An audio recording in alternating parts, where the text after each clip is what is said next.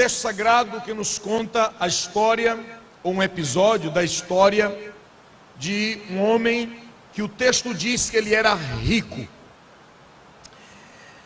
Vale a pena lembrar que nos evangelhos segundo São Mateus e segundo São Lucas, ao se referirem à mesma história, ao relatarem a mesma história, eles fazem questão de mencionar que este homem era um jovem. Apenas Marcos faz questão de dizer que era um homem. Mas, quando nós começamos a observar, analisar os três textos, concluímos que de fato ele era jovem. Nesta época, era considerado jovem um homem que tinha até 40 anos de idade e não era casado. Alguém aí está se alegrando? Amém. Então, a gente já começa a criar parâmetros para observar o perfil deste homem. Ele tinha menos de 40 anos de idade, ele não era casado, ele era rico, e ele tinha, apesar de ser rico, e você há de concordar comigo, que a maioria das pessoas que possuem muitas propriedades, que são ricas, dentro de uma naturalidade, poucos se interessam por questões espirituais. E muito embora este rapaz fosse rico, ele tinha interesse pelas coisas espirituais. E ele aqui pergunta: o que é que eu faço para herdar a vida eterna? Mas antes de fazer a pergunta, ele faz uma declaração. Ele chama Jesus de bom e disse: bom mestre. Na verdade, quando ele diz essa expressão, Jesus faz questão de primeiramente confrontá-lo quanto à sua declaração, e depois Jesus responde a sua pergunta. Jesus disse assim: mas por que você me chama bom? Não há ninguém bom, senão um, que é Deus. E quando Jesus diz isso, não é porque Jesus tivesse dúvida que ele era Deus, não. Jesus estava colocando diante daquele rapaz: você tem consciência que você está me buscando porque eu sou Deus? O motivo pelo qual você está me buscando é porque procura um profeta? É porque procura um líder de um grupo, alguém que está encabeçando um movimento, alguém que é seguido? Porque nem liderança religiosa poderia se chamar de Jesus, porque ele não tinha nenhum cargo religioso. Mas Jesus está colocando: por que você me chama de bom? De fato você já entendeu que eu sou Deus? Era essa a ideia que Jesus estava transmitindo. Então logo Jesus faz esse questionamento para aclarar as ideias daquele moço. Ele diz: você conhece os mandamentos? E o próprio Jesus começa a citar mandamentos da lei moral. E diz: não adulterar, não matar, não furtar, não dar falso testemunho, honrar pai, mãe. Jesus ele trilha pela citação dos mandamentos pertencentes à lei moral.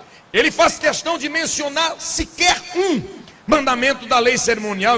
Ele não toca a respeito de festas, de luas novas, de sábados ou coisa dessa ordem, dessa natureza. Jesus faz questão de falar apenas mandamentos da lei moral, que por sinal deveria ser observado não somente pelo povo de Israel, mas por toda a humanidade, a fim de que ela tivesse boa conduta, bom relacionamento e construísse uma sociedade equilibrada, justa e para a qual foi criada. E quando Jesus faz citação desses mandamentos da lei moral, aquele rapaz lhe dá uma pergunta muito acertada. Ele diz: isso daí eu tenho guardado desde a minha mocidade. Em outras palavras, este moço estava declarando: Jesus, eu fui criado na lei, eu fui criado por pais tementes a Deus, e como bom judeu, eu fui instruído na lei de Moisés desde a minha mais tenra idade. Quando ele diz: eu tenho guardado desde a minha mocidade, o termo no texto original para mocidade é uma expressão que é utilizada para um período desde a vida infantil até intrauterina, até a idade juvenil. Ele diz: olha, eu fui criado nesse ensinamento, eu fui doutrinado, papai e mamãe me ensinou esse negócio, eu vivo baseado nisso, eu creio nisso, guio a minha vida por isso. E Jesus lhe dá uma resposta de um confronto muito grande. Jesus disse: muito bem, mas lhe falta ainda uma coisa. E você sabe que quando uma pessoa que tem muito dinheiro, que tem muitas posses, que tem muitas condições, se você quiser provocar essa pessoa, diz que está faltando algo. E se ela for pelo menos um pouco generosa, vai dizer: e o que é que está faltando? Quanto custa? O que é que está precisando? Como é que a gente resolve esse problema? E já que o interesse de resolver o problema era dele, ele disse: então me diz, o que é que está faltando? De fato, o que estava faltando não era algo que faltava ter, era algo que tinha demais. O que estava faltando era remover o que estava enchendo o coração dele. Jesus então fala para ele uma expressão que trouxe muito incômodo, um grande desconforto, e disse: olha, o que está lhe faltando é que você vá. Não precisa fazer isso na minha frente para me impressionar. O que está faltando é que você vá e venda tudo que tem e dê aos pobres. E por que esse detalhe de dar aos pobres? Você já notou que nós temos por costume, é prática rotineira, convidar para comer, para almoçar, para jantar, quem pode lhe retribuir o convite e não quem está com fome? Já prestou atenção que os presentes mais caros que você dá não é para atender as maiores necessidades? E sim, você dá os presentes mais caros a quem pode lhe devolver presentes mais caros?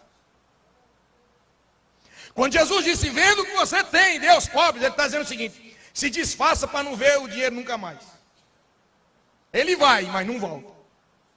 E se ele vendesse tudo o que tivesse e colocasse diante de alguém que tinha algo, havia uma esperança de alguém se compadecer dele e devolver depois.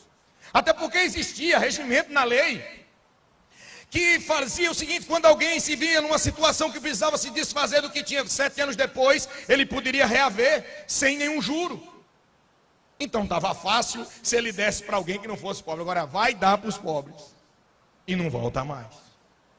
Jesus disse: ó, esquece.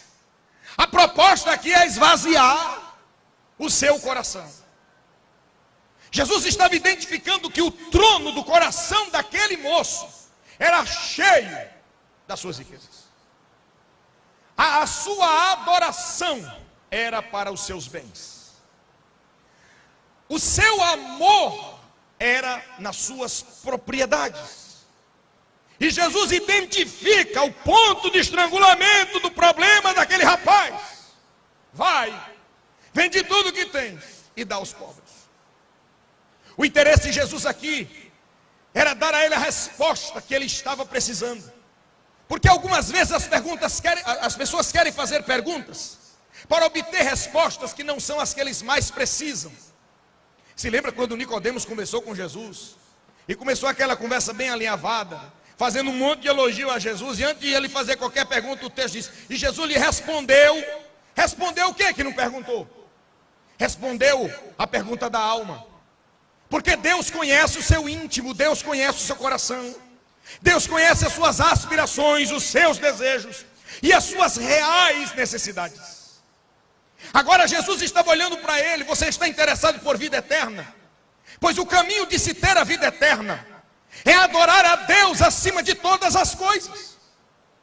O caminho de se alcançar a vida eterna é desocupar o trono do coração para que Deus sente-se neste trono. Deus não divide a glória dele com ninguém. Deus não faz negociata em adoração. A adoração é dele, a glória é dele, o louvor é dele, e toda a honra tem que ser dada a ele. O trono do seu coração deve ser ocupado pela presença de Deus. Aqui nós encontramos então uma realidade. Este moço precisava desocupar o trono do seu coração. O que ocupava particularmente o trono do coração dele eram as riquezas. Você não vai encontrar em parte nenhuma na Bíblia Jesus apresentando como pré-requisito para a salvação deixar de ser rico, ter que ser pobre. Você não vai encontrar isso em canto nenhum na Bíblia. Jesus nunca exigiu isso de ninguém.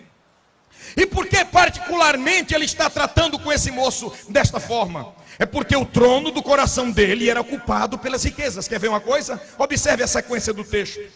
E disse: falta-te uma coisa, vai, vende tudo quanto tens e dá aos pobres, e terás um tesouro no céu, e vem e segue-me. Diz o texto: mas ele, contrariado, repita a palavra, ele ficou muito aborrecido, ele ficou desgostoso, Ele ficou muito triste, profundamente triste, diz aqui. E contrariado com esta palavra, retirou-se triste, porque possuía muitas propriedades. Então, com a hora que o moço vai saindo triste, acabrunhado, arrasado, decepcionado, angustiado e tudo quanto tiver de ado, Jesus olha para os discípulos e diz assim: estão vendo aí? Quão difícil entrarão no reino de Deus os que têm riquezas. O problema é ter riqueza? Não, o problema não é ter riqueza. Os discípulos ficaram escandalizados e disseram assim: peraí. Então, se é difícil para quem tem riqueza, o que é que vai ser da gente? E Jesus piorou a situação quando fez uma comparação a respeito de passar um camelo pelo fundo de uma agulha. É mais fácil passar um camelo pelo fundo de uma agulha do que um rico entrar no reino de Deus. Aí um negócio desse, irmão, é para coçar a orelha direita com a mão esquerda assim, todo desconfiado. Espera aí. Então quem tem não consegue, quem não tem.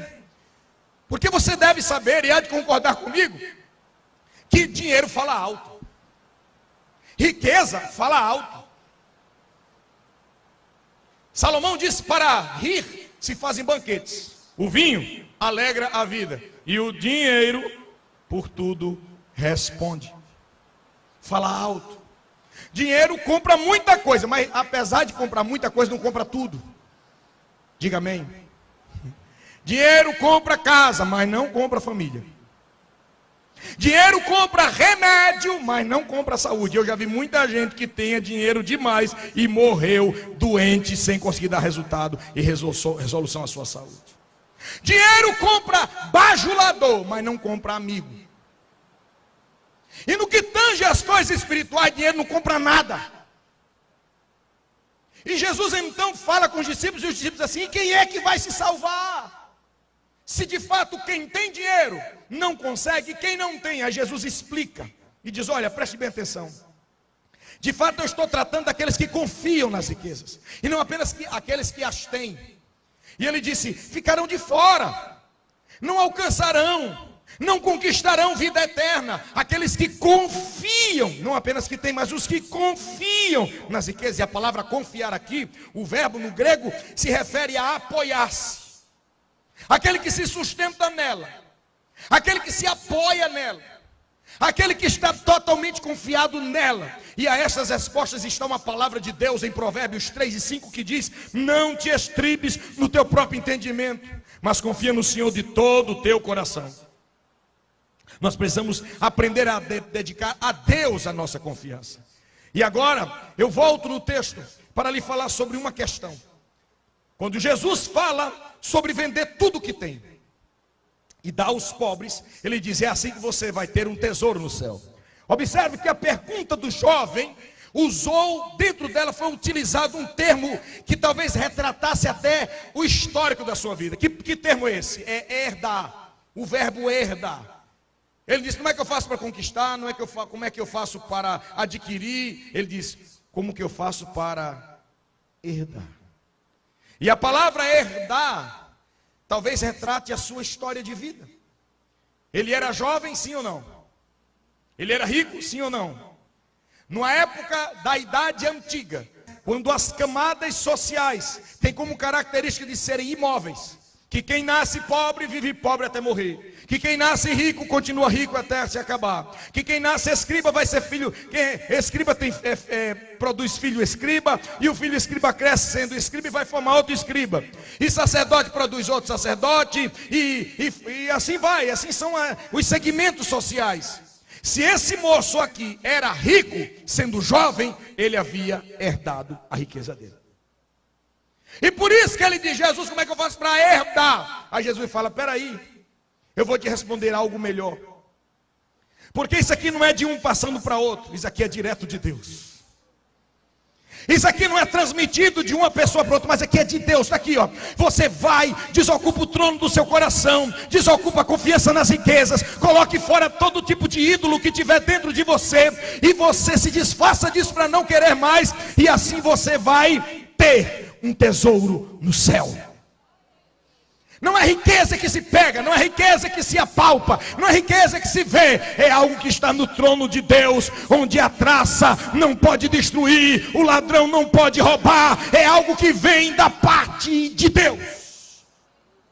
E aqui ele aplica o termo sobre salvação. No capítulo 13 do Evangelho segundo escreveu São Mateus, Jesus fala sobre esse mesmo assunto, só que em parábola. Jesus ele diz o seguinte: que uma certa pessoa, ela descobriu que em determinado campo havia um tesouro. E o que foi que ele fez? Ele vendeu tudo que tinha para adquirir aquele campo. Vale a pena. Eu tenho muitas propriedades, mas eu descobri que numa propriedade existe tesouro. Aí diz que outra pessoa vivia à busca de pérolas, e ele encontrou a pérola de maior valor. O que foi que ele fez? Se desfez de tudo quanto tinha para adquirir aquela pérola. Meu querido amigo, meu querido irmão, eu não sei o que há de valor na sua vida, mas eu sei que existe algo de maior valor. Eu não sei a quem você estima tanto, ou a quem, mas eu sei que existe alguém que deve ser muito mais estimado. E eu proponho nesta noite que você avalie como está o trono do seu coração e quem está sentado nele, o que está ocupando o trono do coração, do seu coração. E eu proponho que nesta noite você abra mão de tudo para se ter a presença de Deus na sua vida. No início dos mandamentos, o Senhor disse para amar a Ele sobre todas as coisas. Jesus cita os mandamentos da lei moral, e quando ele trata sobre está faltando algo, ele está tratando do mandamento mais importante: amar a Deus sobre todas as coisas. Se desfaça de tudo, coloque tudo em segundo plano, coloque tudo depois, mas em primeiro lugar a presença de Deus, se é que você já descobriu o valor da vida eterna.